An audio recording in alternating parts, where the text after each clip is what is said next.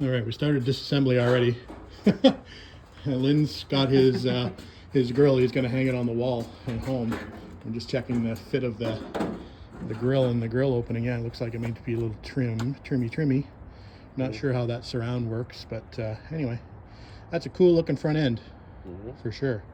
So it's going to be a garage decoration for the next 3-4 years, yeah. I guess. Anyway, so I'm not exactly sure how that goes, and there might be another piece to it somewhere. Anyway, okay, fun stuff. All right, back to work. I was going to try to get this fender off, but it looks like it's bolted behind the door, so that's going to stay on temporarily. There are other things that Alin's going to get, like this one-piece steering shaft. Mine's a two-piece, so he'll get that. As mentioned, the engine, I think we're going to check to see if it looks like any work's been done on it. The 59 engine was not rebuilt. It actually sat for 39 years before I did the last start on it. So anyway, this might be a little bit fresher engine to start with, and then we can always rebuild the one in the 59 in our spare time, right? We have lots of spare time. Scanner. Yeah. We can start it and scope it. Yeah, you're going to be hard pressed to start this thing right now. But anyway, we do have the intake manifold. We have the carburetors. We have the exhaust manifold. They don't have an exhaust for it, but I think I have a rear section exhaust for it. But yeah, anyway, like I said, we've got enough parts, I think, to make 2.5 cars. All right, welcome back to the second video on this 1957 Triumph TR3. And we are just about to get it up on jack stands and do a little bit more investigation as to how good the body is on this car, and maybe have a quick look at the chassis. I believe the chassis was done at an earlier point in its life with all new bushings, etc. I think it was sandblasted down to bare metal and painted, but then it languished apparently in a body shop for a couple of years uncovered. So it was quickly covered back up with dirt and probably needs to be repainted. But from a quick inspection at the top, it looks like it has all brand new bushings in it. So I'd like to get a better look at the condition of the frame eventually. The body will come off of this car, so we're going to take the fenders off, the hood, the doors, everything off the body tub and have a better look at that. So I think the first thing I want to do is get it up on jack stands, and then we'll have a quick look of it underneath, and then we'll start stripping the panels. I've already obviously taken the front fender off the passenger side. Started working on the driver's side, and the doors need to come off to go any further on that. So without further ado, we'll get it up on jack stands, and then we'll start taking it apart and have a better look at the body tub in general. All right, so nice to be working back on a early Triumph again. So the 57 is up on jack stands at good working height for me. Gave it the shake test, it's nice and solid. So we're going to continue on now and start removing some body panels. I think I'll remove the doors first, and then I'll go after that front driver's side fender, and then we'll go after the rear fenders. We'll remove the gas tank, which is just sitting in there loosely, and then we'll go from there. So let's break out some tools. Need a big flat-headed screwdriver to get the doors off, and then we'll move on to, like I said, that front driver's side fender. All right, if you watched my previous videos, or previous video on this car with Alin, you'll know that Alin is going to be restoring this 57 project while I continue with my 59. As mentioned in the previous video, I'm going to be using some parts from this car to help me with my 59 restoration. Now, having said that, I also mentioned that the parts that are specific for the 57 are going to stay, for the most part, with the 57, so they'll be going to Alin. So first thing I'm having a look at here are the door hinges. Now, my understanding is I'm no TR3 or TR3 expert, but I know a little bit, and to my understanding, I know the doors are a little bit different as far as the wood in the doors. So, and I also know that the hinges are different. I believe on the 59 they have a different hinge. These are, if I was to scrub that paint away, I believe these are brass hinges. So they're slightly different. They will work on a 59, but my preference is to keep 59 parts with 59 and the 57 parts with a 57. So first thing I'm coming across, again, just looking at the door structure is a little different on the earlier cars, and the hinges are different on the earlier cars. So just wanted to sort of point that out, that I am going to try to keep 57 with 57 and 59 with 59. Okay, let's get that out of the way, and we'll break out the screwdriver and remove these doors.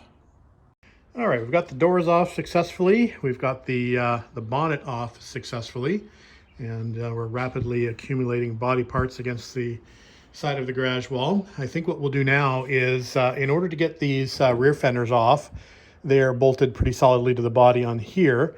So in order to get up there a little bit easier, I'm going to take the wheels off. So we'll take the front and the rears off. We're not going to need those for a while. So we'll store those hubcaps away safely. They look to be in pretty good shape. Those enameled badges are pretty expensive actually, and these ones look to be in pretty good condition, as well as the hubcaps themselves and the rims. So we'll carefully take those hubcaps off and store them away. Not sure what wheels I'm going to go with on my 59. I've got quite a selection of options. I've got the stock steel wheels with hubcaps. I've got a set of wire wheels, painted wires, and I've got a set of alloys for it. So hard to decide what to go with. We'll have to decide eventually, but it's always good to have options.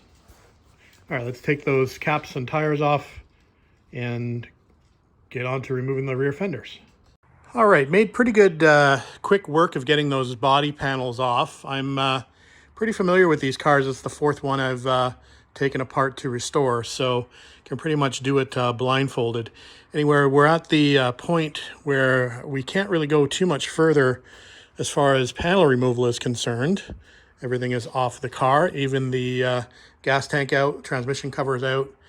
Got the side curtains unpacked from the boot, and those will need some work. Those will be for a Lynn, I believe. Those are, I think, the wedge style curtains. I think the 59s are slightly different. I'll have to check. But anyway, just had a quick wander around the car, and you might have noticed there are areas circled in blue all over the car, and these are the areas that need attention. These are typical rust spots on these cars. I guess it picks up a lot of moisture from the radiator in the front here at the body mount locations. So these will have to be repaired. Generally, every TR3 that I've worked on has had to have this repair. A lot of the repairs have already been done. It's new battery box put in there. I actually had a new battery box up here ready to go for the 59. So a Lynn may have to use that. But anyway, the box is good here. It needs a little bit of body work around it, but not too bad a condition. So engine bay wise, it looks not too bad. There's a few little things that need to be a little scalloping over here. Needs to be straightened out. But there's only a couple more fasteners holding the body on. I think there's the only two fasteners that are actually holding the body to the frame. So we'll remove those, and we're going to get the body off at a later date and have a look at the chassis. And like I mentioned, it looks like there's been some work done on the chassis at some previous point. You can probably see these red bushings down there. I don't know if you can zoom in there. So it's got, looks like red polyurethane bushings already installed. I've actually, there are actually grease seals that go on top of those, and I've just sort of touched one of them, and it's crumbled and fell apart. So that's to be expected with old rubber parts. There are the seals I'm talking about on these ones. You can probably see the grease seals. If I was to reach down and grab one of those now, let's go and grab one. It's probably going to prove me a liar now, but these normally just crumble. Yeah, see how that just came off? So those are normally supposed to be a complete circle, not be able to be pulled off. So need some new grease seals there, but that's to be expected, like I said, with rubber parts. Any of the rubber parts on here, like the boots for the ball joints, generally need to be replaced anyway. I'm not quite exactly sure what I'm going to do as far as the frame is concerned on this car, whether I'm going to use this frame for my 59 or just leave this frame with the 57. That's yet to be determined.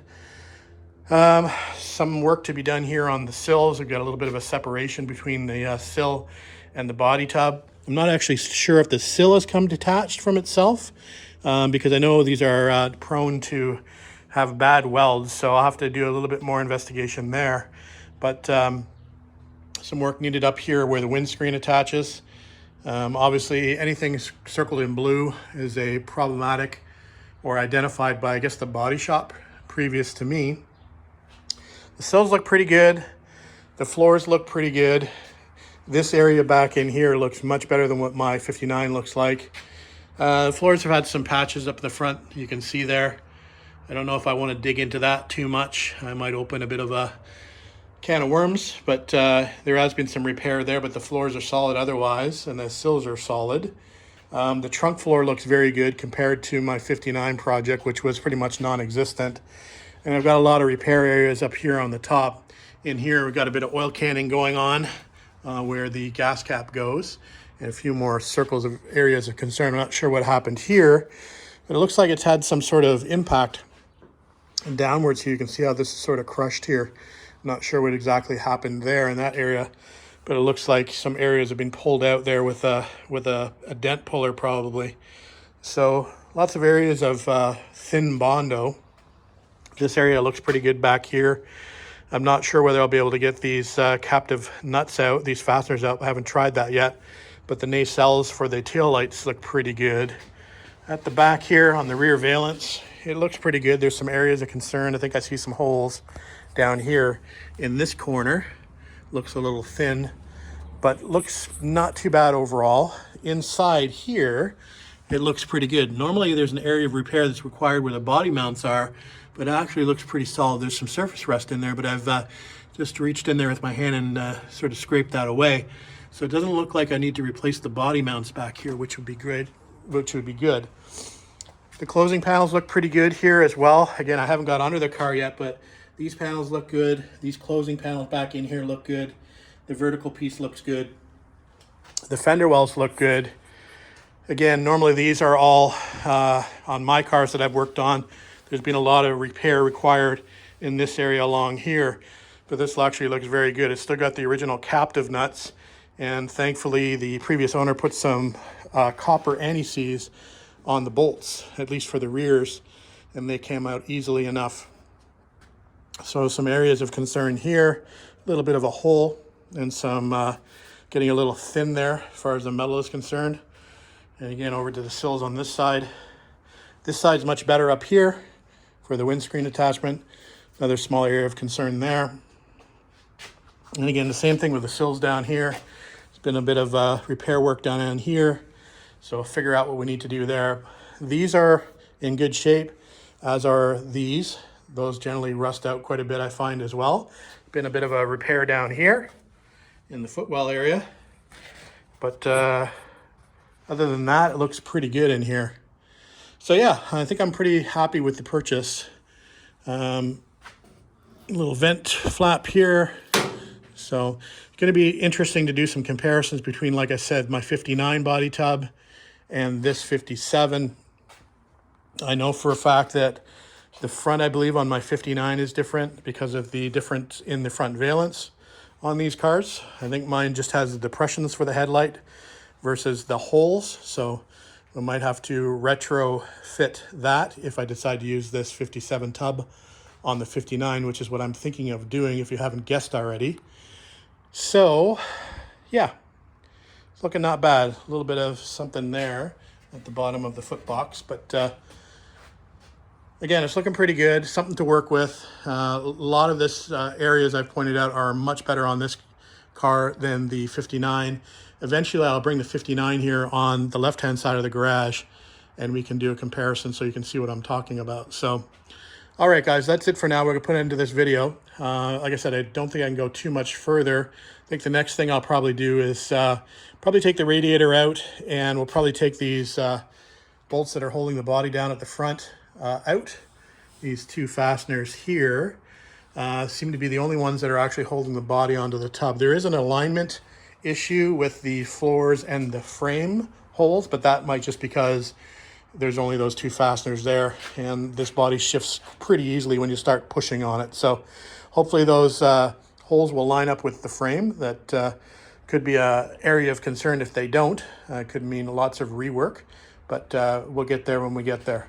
4-speed transmission, that will be going to a Lynn. I do have an overdrive in the other car, in the 59, so that'll be staying with me. As mentioned, the one-piece steering column will be going with a Lynn as well for this project.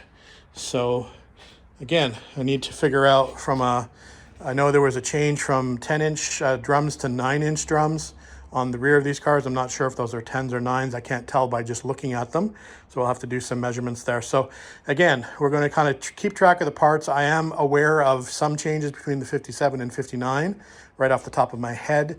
But of course, I'm not aware of everything that changed amongst these cars. So we'll figure it out along the way. All right, that's it for now. Thanks for watching, thanks for commenting, and thanks for subscribing. We'll see you on the next video.